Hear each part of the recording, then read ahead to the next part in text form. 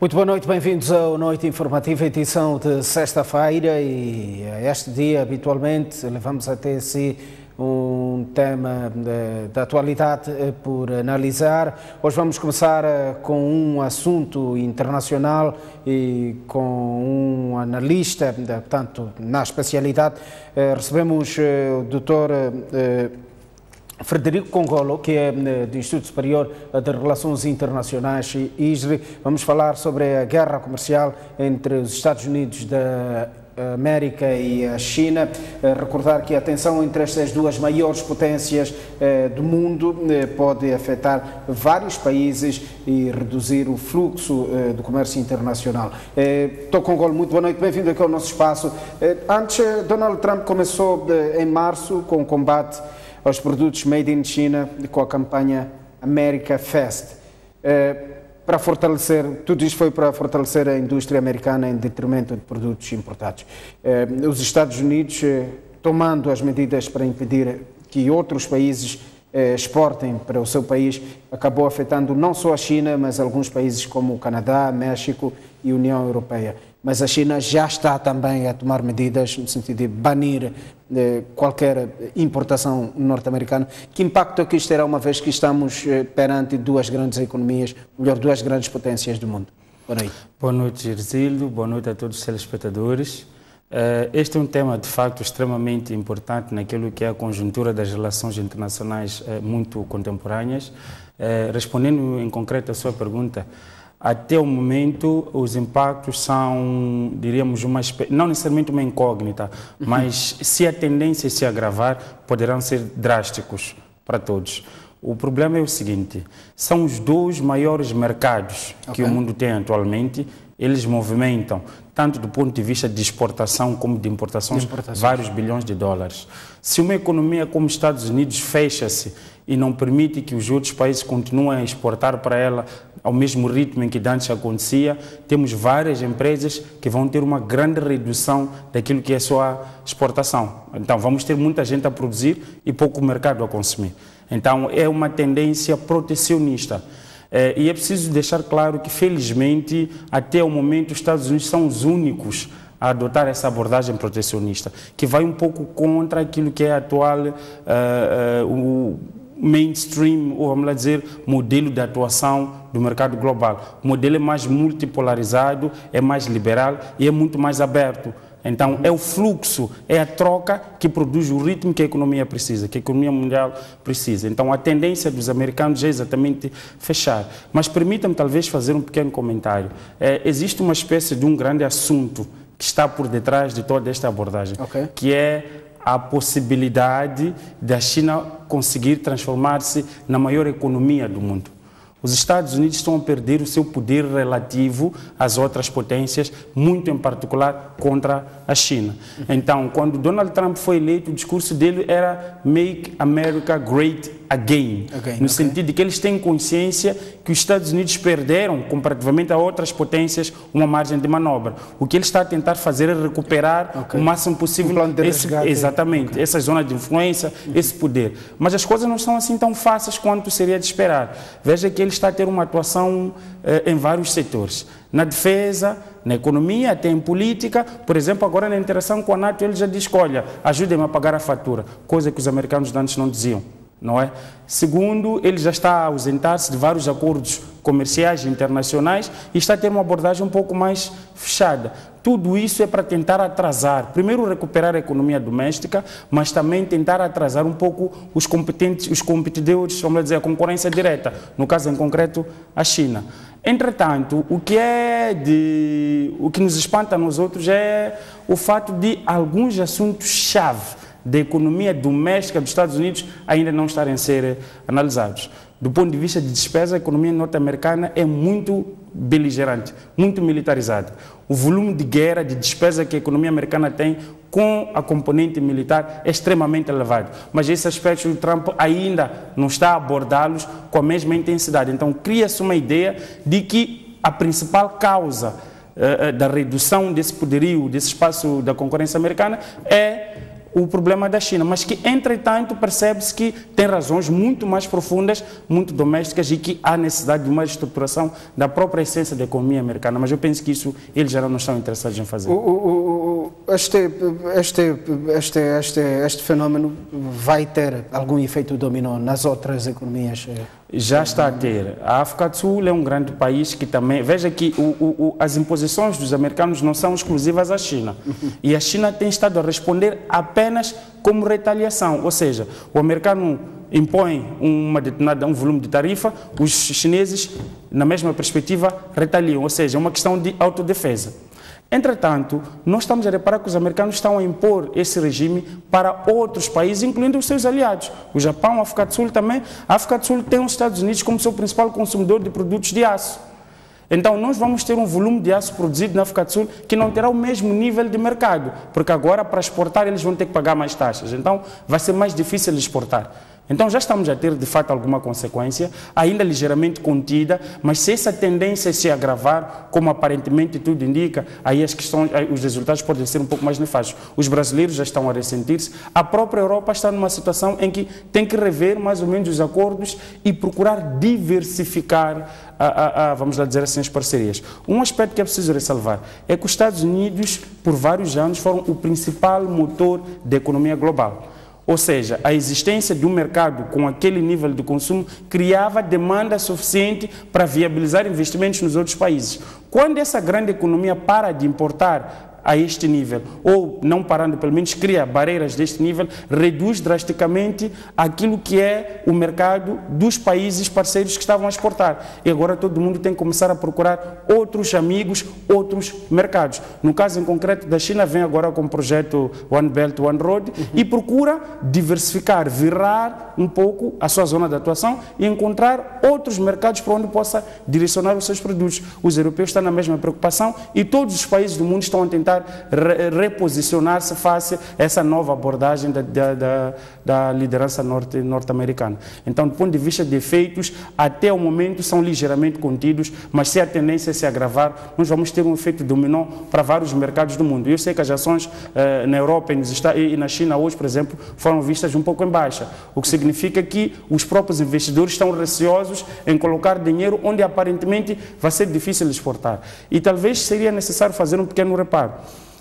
Dentro da economia chinesa não existem só investidores chineses a atuar, existem investidores americanos. A Apple está lá. Okay. Então, há alguma margem de contrassenso nessa política, porque parte das vítimas são investidores ocidentais e muitos deles americanos, com volumes de capital extremamente elevados, que investiram no mercado chinês. Esses também estão a ser obrigados a rever o volume de exportações que fazem para o mercado americano, porque estão sendo lesados com as importações impostas. Então, é mais ou menos uma faca de dois gumes. Existe uma interdependência entre os dois parceiros. Os Estados Unidos têm um volume de exportações muito altos de produtos como cereais, por exemplo, para o mercado chinês. E o fato da China, que é um mercado de consumo de produtos alimentares extremamente elevado, reduzir também ou aumentar as taxas, o que automaticamente vai reduzir o volume de importação, cria uma situação em que todo mundo exporta menos. E quem tem dinheiro para investir numa fábrica pensa 10 vezes. E se ele pensa 10 vezes, significa que irá menos vezes ao banco pedir dinheiro para fazer investimento. Então, pode abrandar, de alguma forma, o volume de investimento global, partindo particularmente dessas duas economias. Mas o fato de serem as maiores, por exemplo, também vai significar que podemos chegar numa situação em que a China tem um excedente de aço, que é um dos principais produtos de exportação, tão elevado que tem que encontrar outras formas. Então, vai rebalançar todo um conjunto de produtos. Todos os produtos estão sendo afetados por essa revisão. Automaticamente, a sua situação no mercado global vai ter que ser revista. É preciso encontrar novos mercados, é preciso renegociar novos acordos, é preciso renegociar novos meios de exportação, porque todo mundo já estava configurado a ter aquele ritmo em que o americano consumia. Não havendo quem vai substituir os Estados Unidos como mercado de consumo, mas também, do lado da China, quem vai substituir a China como mercado de consumo dos produtos americanos. Então, estamos ainda numa guerra que aparentemente ninguém sai a ganhar, os dois países saem a perder, o mercado global, em paralelo, também sai a perder, mas ainda estamos a tentar perceber em que dimensão é que os políticos têm alguma carta na manga, posso assim dizer, para tentar dar cobre a essa situação. O que eu penso é que existem questões profundas dentro daquilo que é a estrutura macroeconômica norte-americana, que ainda não foram mexidas. E essas sim são as razões profundas para o atraso ou para a redução do poder relativo que os americanos têm vis-à-vis a China. Então, questões de militarismo, de alguma forma, já estão a cobrar a fatura. Esse é um dos impactos a longo prazo, não é? Então, são questões que os americanos, em sede própria, em fórum próprio, muito próprio, terão também que ter inteligência suficiente, porque a China sozinha não é, de longe, o problema dos americanos. Do ponto de vista de comércio internacional, que cenários é que se adivinham no futuro? Estaremos perante uma situação em que teremos dois polos alimentados pela China e pelos Estados Unidos da América? Ou nem por isso? É difícil acreditar numa situação dessas, mas vamos lá ver, vamos lá tentar traçar aqui naquela abordagem normal 3 cenários. Assim, o cenário ótimo é numa situação em que ambos lados percebem a inconveniência de toda essa conjuntura, sentam-se. Porque é outro aspecto que é necessário levantar aqui, é que não estão a negociar. Cada ator, no seu lugar, impõe uma taxa, o outro retalia. Então, não há um espaço de diálogo criado. Existem meios, mecanismos, mas não estão sendo usados. Nesta guerra comercial, não está havendo negociação direta governo a governo. Cada um toma a posição do lado onde quer. Então, era necessário ativar-se primeiros meios de negociação para se encontrar o meio termo, não é? Dentro de todos esses processos. Seria o cenário ótimo e a solução seria encontrada. Não havendo isso, um cenário péssimo é aquela situação em que os americanos vão agravando, não é? Continuamente, e por sua vez os chineses também vão retaliando, até que o processo seja tão longo, tão demorado, que os efeitos já se façam sentir, porque se a China não conseguir manter o volume de receita que tem, vai começar a reduzir o volume de investimento, por exemplo. Podemos ter uma situação com o volume de ajuda que estamos habituados a receber, o volume de investimentos que nós estamos habituados a receber, já não seja tão possível, não é? E dentro daquilo que é a análise da cooperação China-Moçambique, um dos fatores que nós chamamos de levantar sempre é que a janela, entre aspas, aberta que existe de investimento, este processo de engajamento que a China está a fazer para a África, não é um processo eterno. É conjuntural. No momento em que as placas tectônicas do sistema internacional, na conjuntura de novo milénio, se consertarem, o volume vai baixar consideravelmente. E é preciso nós aproveitarmos esta janela, porque não sabemos por quanto tempo vai durar. Então, prolongando-se esta guerra comercial, sim, eu penso que teremos alguns efeitos macroeconômicos, mas é preciso deixar claro que já há algum esforço de cada um dos atores de contornar isso, e o projeto da Nova Rota da Seda da China é um dos aspectos, e eu tenho a certeza que na próxima conferência de FOCAC, penso que é para setembro, os chineses vão de alguma forma tentar encontrar em África parte da solução para o consumo dos seus produtos. É verdade que não na mesma dimensão, naquilo que é a capacidade de resposta dos americanos, mas de alguma forma vão tentar ir diversificando o volume de parceiros. Eu sei que no âmbito desse mesmo projeto também estão a apostar muito no mercado da Ásia Central, não é? E na própria Europa. O último cenário seria aquele em que temos a intervenção não só desses atores, mas particularmente da Organização Mundial do Comércio, que é um ator-chave neste processo, tendo em conta que estamos a falar de uma disputa comercial. Os chineses já fizeram uma queixa contra os Estados Unidos. Eu penso que a acusação pesa sobretudo na perspectiva de uma abordagem protecionista. Então, vamos ver em que medida é que esta organização consegue ter autonomia suficiente para discutir e impor as regras do comércio internacional.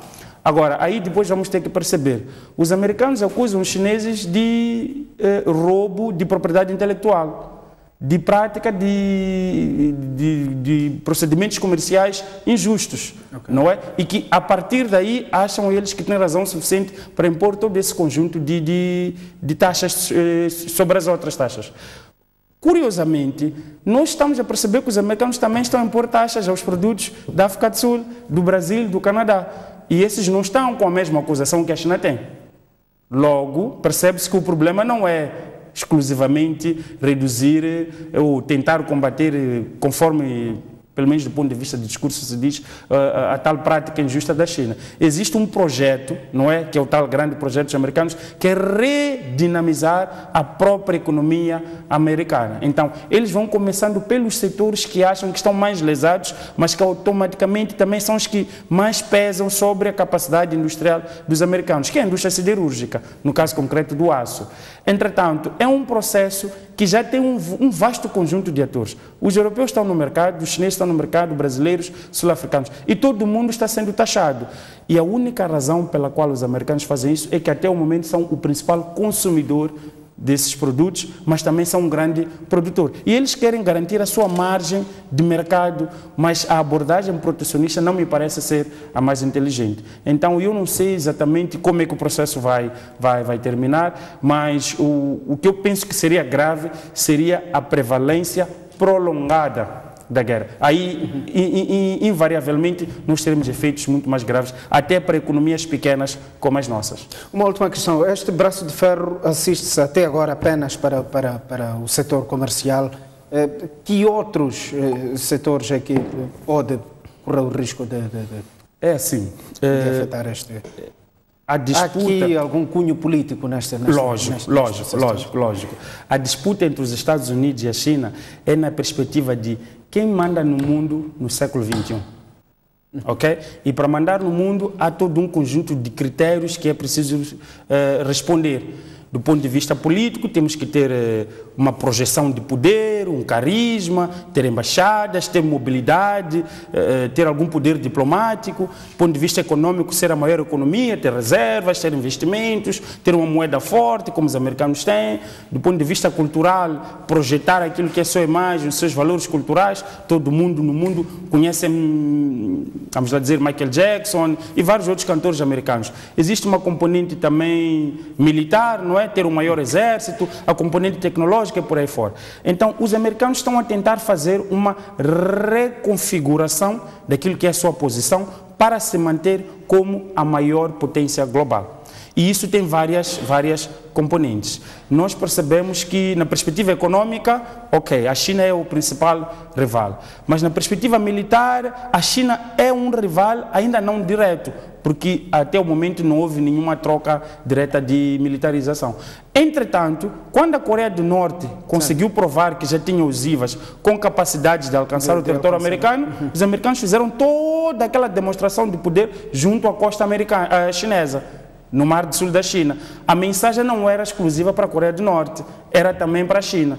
Se nós não tivermos sono em casa, vocês também não terão. Então, China estava automaticamente sendo obrigada a pressionar a Coreia do Norte para responder aos interesses americanos, para também ver respondidos. Por isso é que agora as manobras militares na zona pararam. Essa é a componente militarizada do processo. Mas os americanos também continuam a investir massivamente naquilo que é a capacidade de defesa antiaérea e particularmente antimísseis nucleares, que é na Coreia do Sul e no Japão.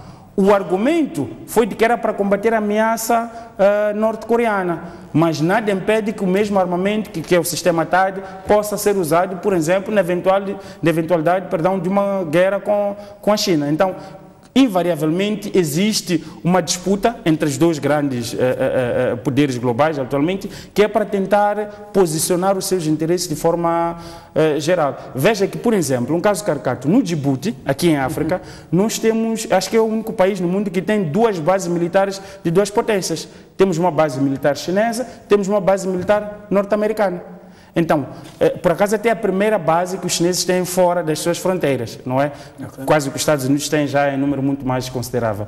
Entretanto, percebe-se que há um reposicionamento. Os chineses, com esse seu projeto One Belt, One Road, um dos aspectos que tentam conseguir também é internacionalizar a sua moeda, para ver se é possível com que mais atores no mercado internacional recorram mais ao renminbi, pelo menos quando quiserem fazer transações diretas com a China, do que ao dólar. Então, tudo isso é uma forma que cada um encontra de minar a posição estratégica um do outro. E essa disputa não é só econômica. A parte econômica é aquela que está mais visível hoje. Mas do ponto de vista militar e nuclear, se formos a ver, por exemplo, talvez em tempo oportuno num outro programa, podemos partilhar aqui algumas inovações tecnológicas que os chineses estão a fazer e que os americanos também tentam bloquear. Então existe uma competição do ponto de vista de tecnologia de guerra, não é?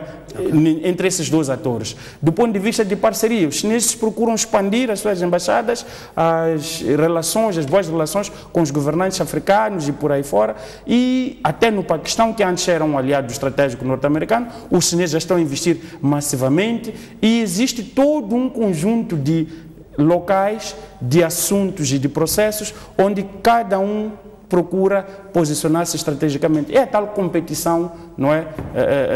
Concorrência, vamos lá dizer assim, geopolítica global dos grandes atores.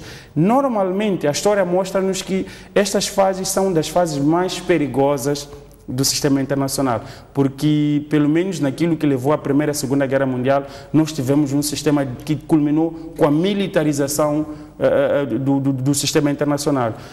Mesmo após essas duas guerras, quando emergiu a União Soviética, os Estados Unidos perceberam que havia um ator que tinha um poder tal que conseguiria confrontar-se consigo, o mundo ficou militarizado. Então, é uma fase extremamente sensível, que é a fase da transição, não é, da configuração geopolítica global. Essa fase é de incertezas, em que cada ator procura a todo custo garantir os seus interesses, e estamos a falar de potências que têm mobilidade, têm capacidade de todo tipo de recursos. Então, é uma fase extremamente sensível, mas pelo menos até agora o processo está restrito a 2 atores, do ponto de vista estratégico e, sobretudo, é na perspectiva econômica, o que já é de bom tom. Entretanto, se continuar, se prevalecer este clima por mais algum tempo prolongado, certamente os efeitos nós retornaremos a uma nova crise financeira. Eu penso que ainda é prematuro, mas agravando-se ou perdurando este cenário, certamente que teremos aí um cenário não muito bom para nós. Frederico Congolo, muito obrigado pela sua presença nos nossos estúdios e seguramente que vamos marcar encontro para próximas ocasiões, para olharmos o mundo e com os seus vários assuntos. Muito obrigado, obrigado Gerizildo, obrigado STV e saudações a todos. Bom final de semana. Muito obrigado. Estávamos aqui a conversa com o analista docente universitário do Instituto Superior de Relações Internacionais, Frederico Congolo, a olharmos para a guerra comercial entre os Estados Unidos da América e a China. Vamos olhar para as notícias ao segundo dia.